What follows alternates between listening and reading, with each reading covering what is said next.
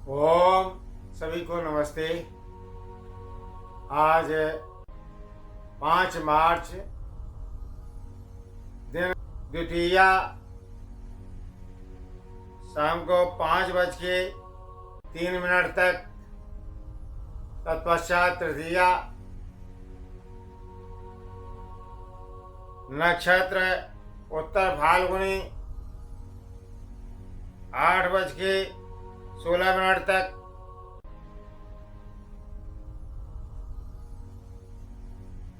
मास फाल्गुन, पक्ष कृष्ण, ऋतु बसंत।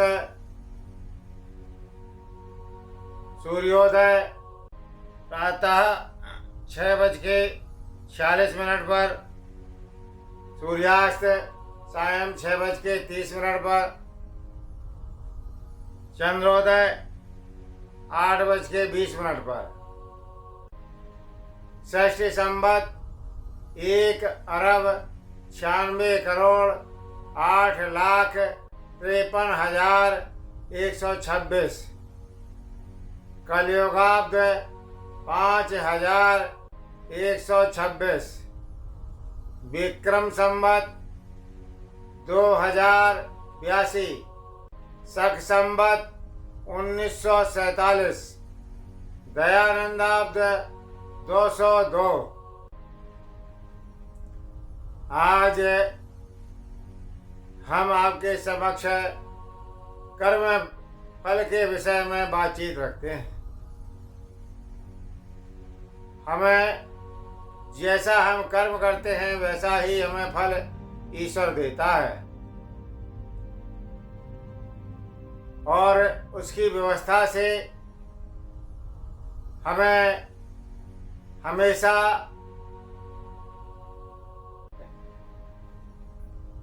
व्यवस्थित रहना चाहिए। उस परमपिता परमात्मा का हमेशा जो है इस विषय पे भय रहना चाहिए कि हमें हमेशा सर्वत्र देख रहा है, हमेशा सब जगह देख रहा है, और जैसा हम कर्म करेंगे वैसा ही हमें फल देगा। ये इसका एक छोटा सा एक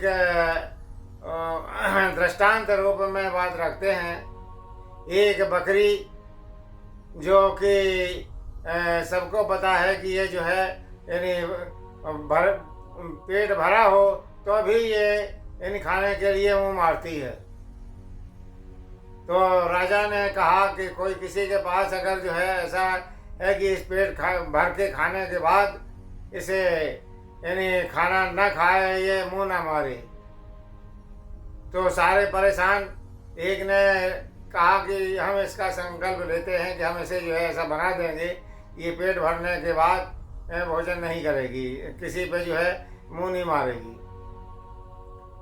तो उसने ले गया अपने घर और उसका चारा डालता रहा, घास पत्ती जो भी वो खाती है वो डालता था, और साथ में डंडा लेके खड़ा हो जाता था। लेकिन पहले तो वो डंडे से नहीं डरी और खाती रही। फिर जब उसने 1-2 डंडे उसके लगा दिए तो फिर जो है वो हट गई। फिर दोबारा घास को डाला, फिर जो है खाया उसने, फिर उसने डंडा दिखाया, हट गई। फिर ऐसे लगातार 1 महीने तक उसको जो है इसी प्रकार रखा। फिर उसके आगे जब अगर घास भी डालते थे, कोई बढ़िया से बढ़िया उसकी पसंदगी का चारा भी डालते थे, वो डंडा लेके खड़े हो जाते थे, तो उसके सामने फिर जो है वो कभी यानी उसकी तरफ देखती भी नहीं थी, चारे की तरफ।